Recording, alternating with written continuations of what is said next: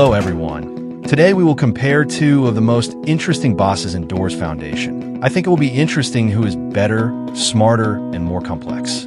The Watcher versus the Figure. In the dark corridors of Doors Foundation, the unknown isn't just lurking, it's watching. It's listening. It's waiting. This world isn't about loud jump scares or predictable patterns. It's about presence, about the creeping realization that something is with you, even when it's silent, especially when it's silent. Today, we're diving deep into two of the most unforgettable and unsettling entities in the Doors Foundation universe, the Watcher and the Figure. They're very different in behavior and design, but they both embody something we all fear: being hunted. Not just physically, but psychologically. Let's begin with the Figure, a creature that, from the first moment you encounter it, takes over every sense. It doesn't see. It doesn't need to. The Figure hears everything. Every creak of the floorboards. Every breath you hold too long. Every button press you think is subtle. It doesn't run at you. No, it listens first. The most terrifying thing about the Figure isn't that it moves quickly. It's that it moves intelligently, deliberately, as if it's already narrowed in on your location and is just waiting for confirmation. You're placed in a room with it, a massive, open area filled with obstacles. You crouch. You don't dare stand. You hold your breath, literally. The only way to survive is to understand its rhythm, to learn how it reacts. The environment becomes your enemy just as much as the Figure is. You knock over a book, you're dead. Step too fast, dead. Hesitate too long, also dead. Your entire strategy is built on silence, and that makes every moment a test of nerves.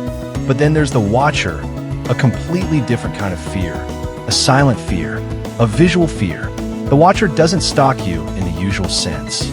It appears, sometimes subtly, sometimes right in your face, but always at the worst possible moment. You might be walking down a hallway, already tense from previous encounters, and suddenly something catches your eye.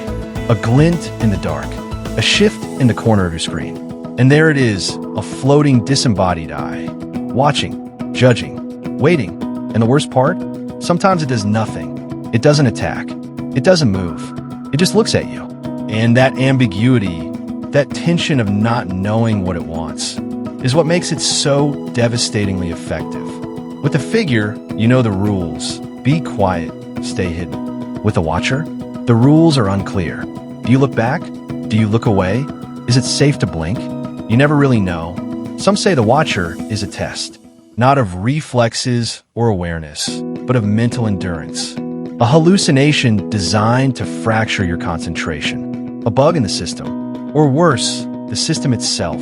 A sentient glitch. Some players have reported seeing it in places where it shouldn't be.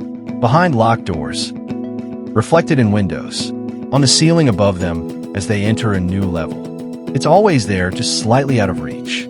And the moment you let your guard down, it disappears, leaving behind only questions. Others think the Watcher might be a remnant of the world before the experiments.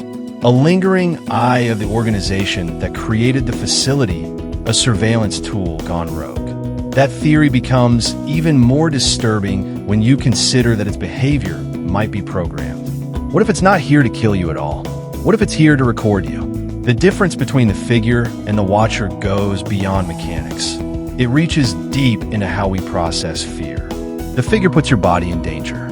You feel the adrenaline spike every time it moves.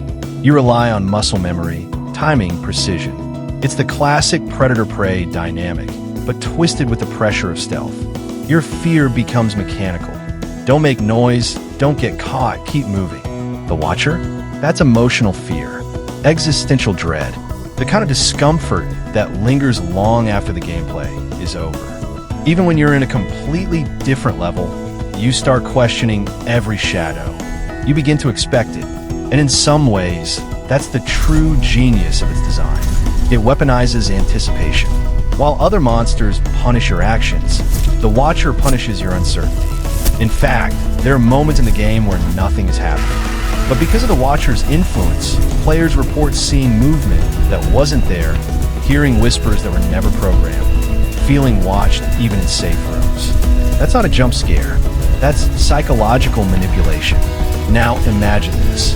A scenario where both monsters are in play. You're in a dim, echoing library. The figure is pacing through the rows, every footstep thunderous, every sound a potential death sentence. You're crouched behind a desk, scanning your surroundings for the next clue. Then, out of nowhere, you see it. On the wall, watching, just for a second. Then it's gone. The Watcher.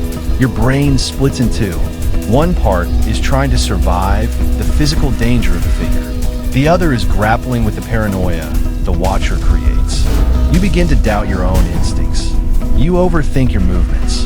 You hesitate, and in Doors Foundation, hesitation kills. The brilliance of these entities lies in how they complement each other. They're not just obstacles, they're psychological layers. The figure pushes you into the world of stealth horror. The Watcher pulls you into surreal terror. Together, they transform the game from a haunted hallway crawler into a full-blown mental labyrinth. As for their true origins, players are still debating. Some believe the figure was a volunteer, once human, enhanced, and corrupted by sensory experiments. There are mentions in community files of specimen number 07 being exposed to sonic isolation for months. That might explain its sensitivity to noise. It wasn't born, it was built. The Watcher, meanwhile, remains unsolved. No logs, no files, no explanation. Just an entity that shouldn't exist, but does. Players have tried to trigger it consistently and failed. Some say it's tied to specific items, others think it's random. Some even believe it watches not your character, but you, the player. Whether you believe that or not, one thing is certain. Both monsters succeed in what they were designed to do. Make you afraid to move, afraid to look, afraid to trust your senses. So who's worse? The figure will make your hands sweat. The Watcher will stay in your mind. The figure will force you to adapt or die. The Watcher will make you question everything you thought was real. And that's the true horror of Doors Foundation. It doesn't just scare you, it rewires the way you think. Like the video, subscribe to PlayX, and stay tuned for more deep dives into horror games that don't just scare you, they stay with you.